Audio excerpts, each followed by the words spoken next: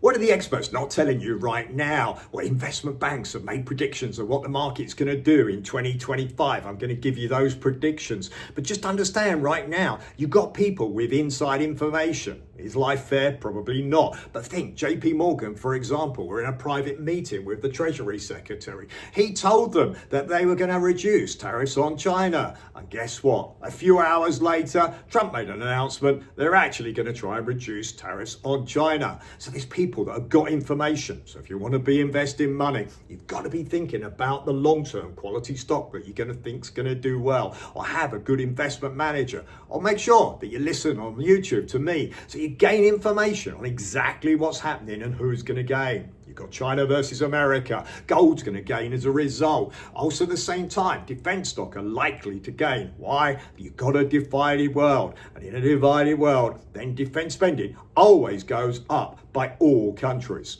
Same time, you've got the investment banks. They're now predicting, as I already mentioned, a recession. They're saying there's a 60% chance of a recession. Just think, when Trump's actually attempting to manage the economy, he goes in one direction and then he tends to reverse. So as soon as we get signs of a downturn, don't forget, you've got midterm elections at some stage in America, and Trump makes to make sure that he still controls the Senate. So in other words, he's got to actually make sure that the public are actually feeling okay, certainly towards the latter part of this year. So expect that Trump is going to be negotiating with China. He's going to be trying to get the best deals for America. But ultimately, whatever he says, he's watching the market. Goldman Sachs, they say it's going to finish at 6,300. That's 10% up from here. Morgan Stanley says it's going to be flat. Barclays say buy good quality tech stock when the market dips. I agree with that. Market predictions even include some banks that think the market's going to fall further from here. That, of course, may be correct. In other words, right now, first year of the Trump administration, expect volatility, but don't think that long-term quality stock with quality companies are going to make you money. Market predictions, for me, quality tech stock, buy them when the dip comes, defense stock, European banks.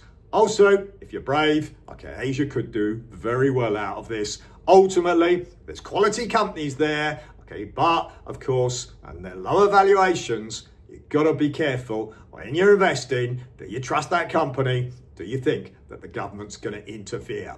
Okay, it's a crazy world, market predictions, volatility all the way through 25, but definitely there's opportunities. And also, don't forget, you can get 6-7% in fixed. So if Goldman say 10% up, but you don't want the volatility, don't forget, you can talk to a deVere advisor, get you 6-7% fixed. Of course, you then don't have to worry about the market, and you're beating inflation. Make sure you like, share the video. I'll keep you up to date with what's happening, predictions, which are the best stock to buy right now.